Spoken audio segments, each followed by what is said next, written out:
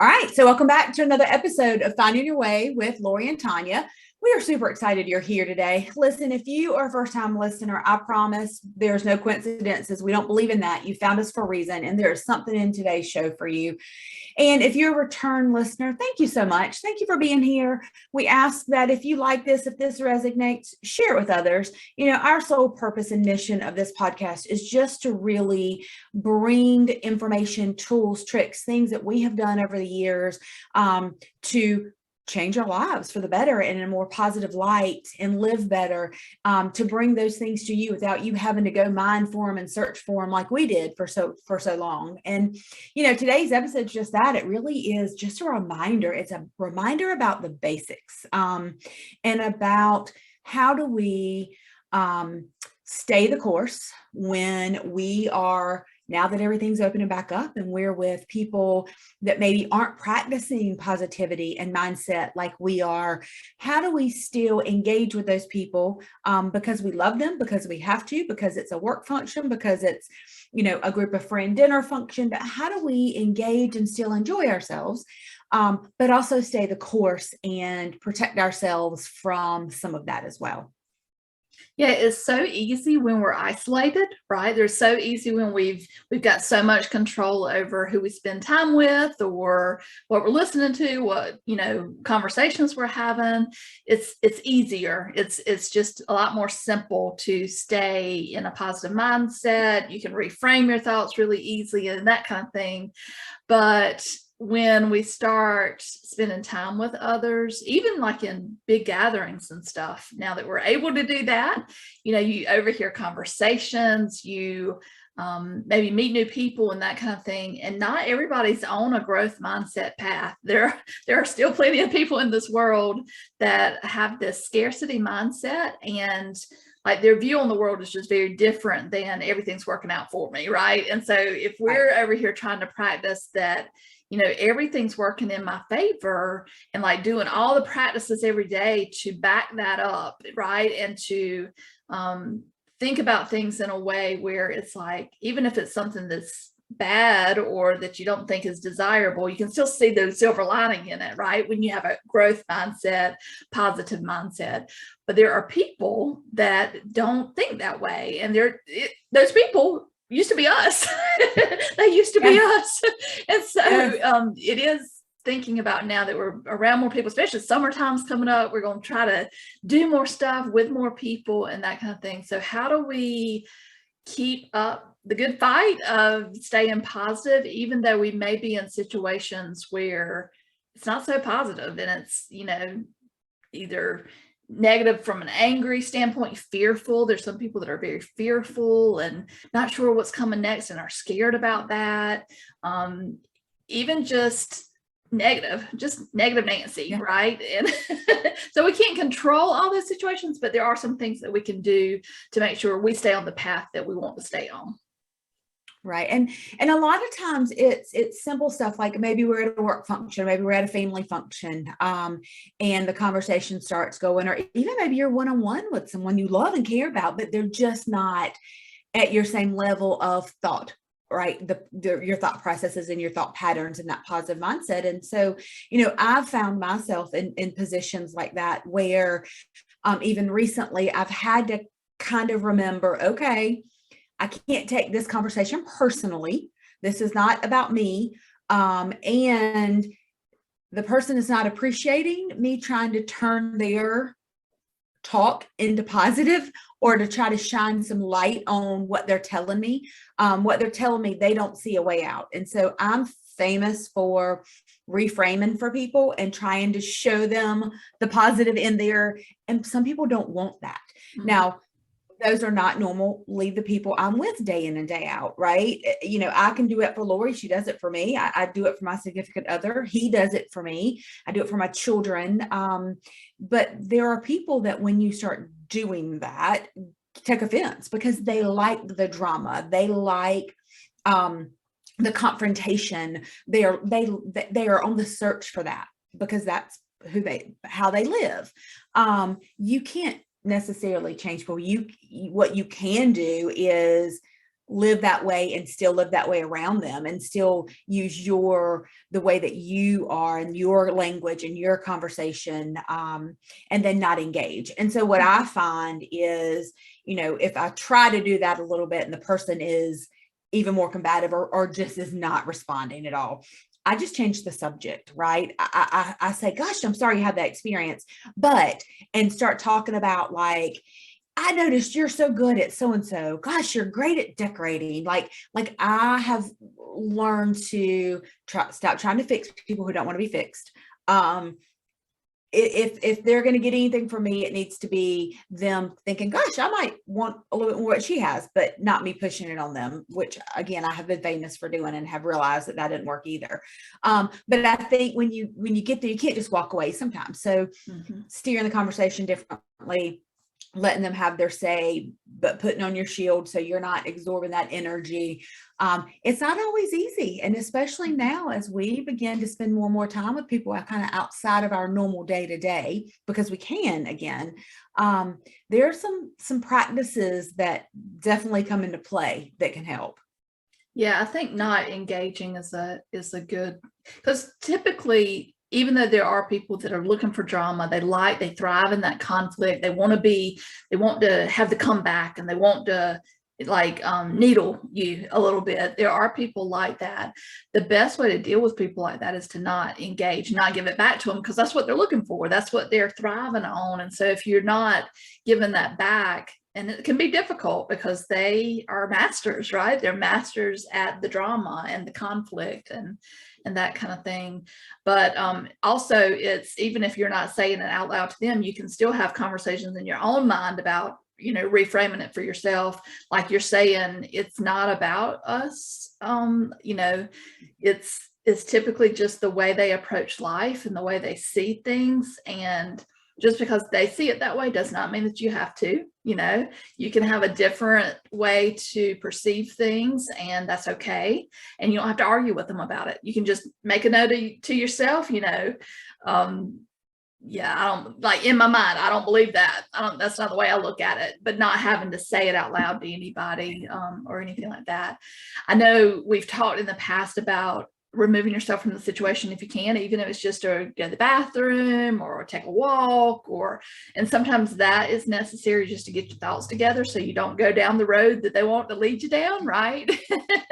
And so it is almost, right now we're sort of in this space of, we can create our own sanctuaries because we've been allowed to isolate, and we don't have to engage. But now, as we're easing back in and more things are in person and you're in the space with other people, you might not be able to leave the room. You might not be able to have control over the energy that's in the room. All you can control is yourself. And so there's little things you can do internally in your mind to protect the way you think and the way your energy is, and also just to reframe the thoughts, and divert attention, that kind of thing.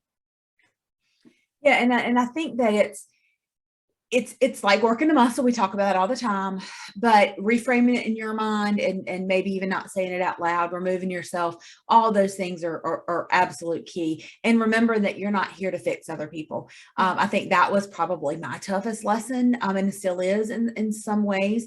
If people use me as a reference point of, okay, she's positive, I want to be more like that, then maybe they mirror something they see me do, but I'm not there to tell them how to live their life or to fix them. But I will say too, it's interesting when you start having conversations with people who maybe aren't where we are, maybe you're kind of that middle of the road, to hear them repeat your language. Mm-hmm. Because you've mirrored it, and you hear them say something that came from something you've said before, or maybe said to them, that is helpful in mm-hmm. being able to kind of go, okay, what I'm doing is working.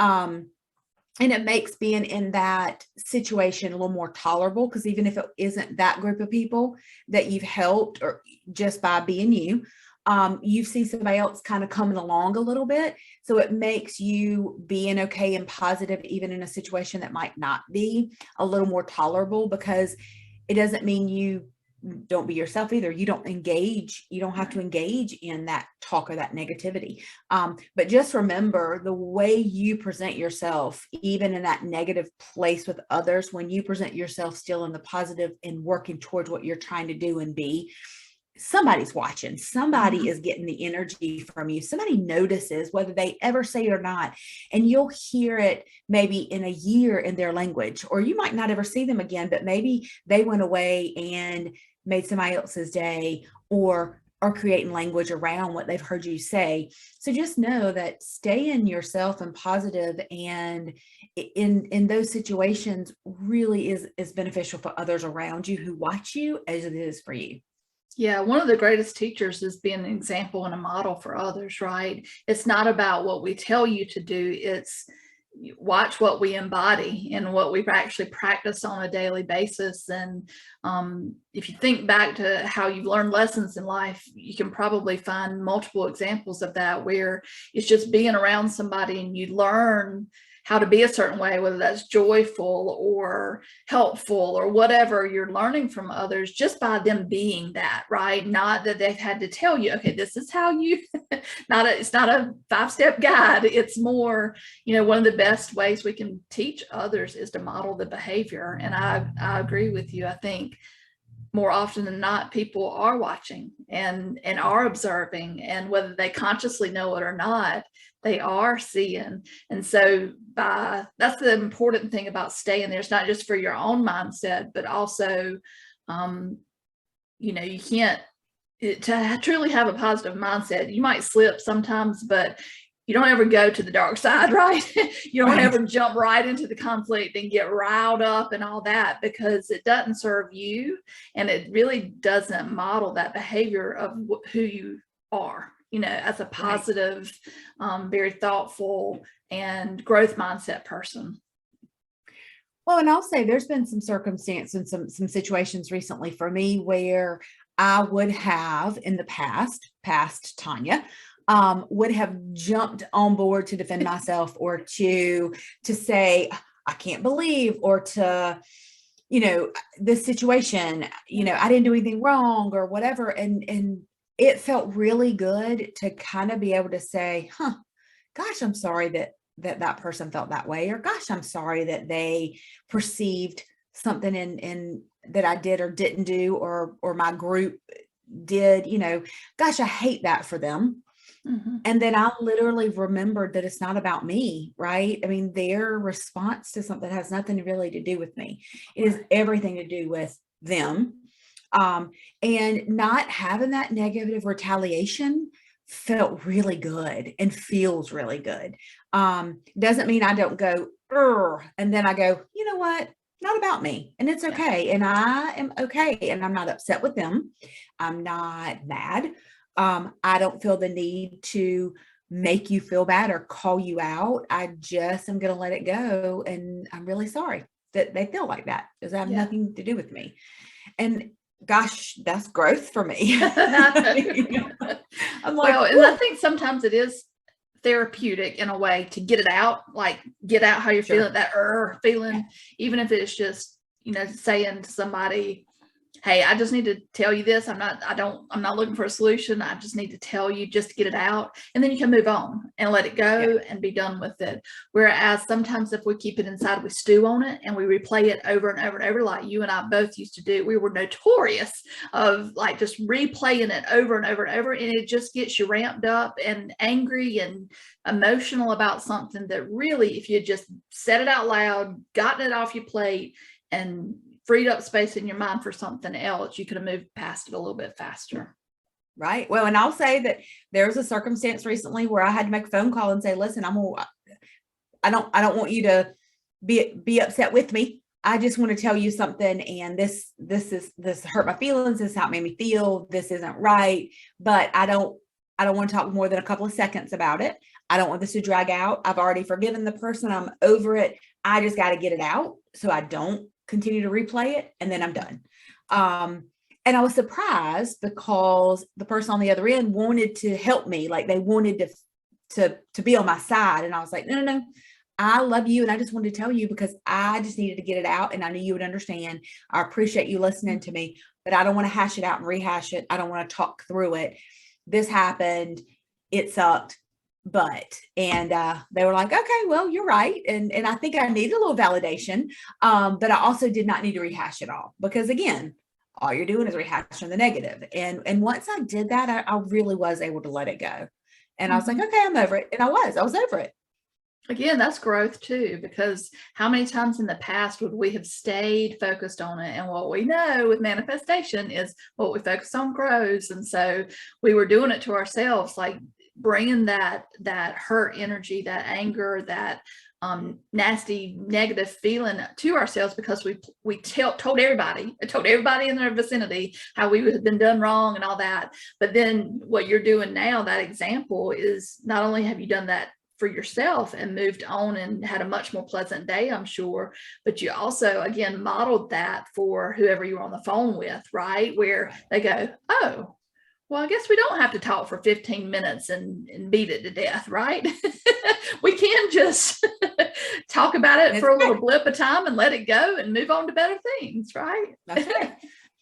So, I mean, I think in the end, we've experienced this recently in a lot of different circumstances in work, in life and home life and family and friend groups and peer groups. And as we had been for so long in our bubble, and now with COVID and all the restriction lifting, and we are able to be in other people's energy, we have started experiencing some of this and thought, gosh, we really should bring this, because it's happened to both of us quite a bit lately. Just a reminder, just a basic reminder, reframe in your mind. You don't have to fix people. Model the behavior because somebody's going to walk away with being able to have some language that you used or some energy that you gave to that situation, different, good, positive energy. Don't sit in it. It's okay to talk about it for a quick moment to let it go. There's just a lot of things you can do. Sometimes walking out of the room isn't always an option. So just some parts and pieces to bring to you, some things you can do when things go a little negative in your presence.